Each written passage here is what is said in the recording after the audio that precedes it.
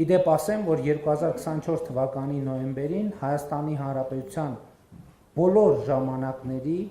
գրանցված եւ աշխատավարձով ապահովված աշխատատեղերի բացարձակ ռեկորդ է սահմանվել 2024 թվականի նոյեմբերին գրանցվել է 782,832 աշխատատեղ, որը 192,613-ով կամ 30, այսինքն 2018 թվականի հեղափոխությունից հետո Հայաստանում ստեղծվել է 242,119 աշխատատեղ։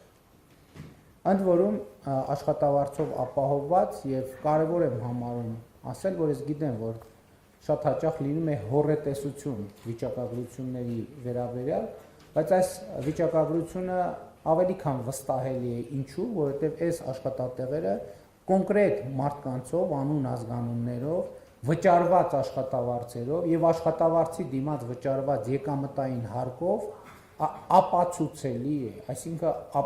այս մի թիվը, որը չի կարող ընդհանրապես որևէ առարկությամբ տրվել։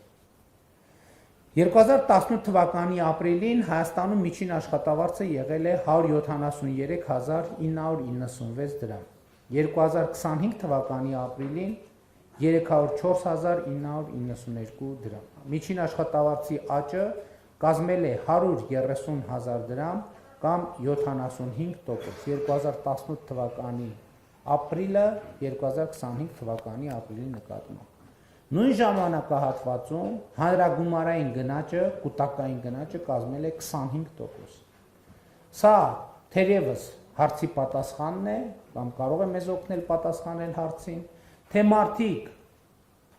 որովհետև մամուլում, սոցիալական ցանցերում, քաղաքական հարթակներում այս հարցը հնչում է, թե մարդիկ այսօր ավելի լավ են ապրում, թե ավելի վատ 2018 թվականի համեմատ։ Այս թիվը վկայությունն է այն բանի, որ մարդիկ Հայաստանում ավելի լավ են ապրում եւ ավելի լավ են ապրում գնաճի հաշվառումով եւ ավելի լավ են ապրում շուրջ 50%-ով։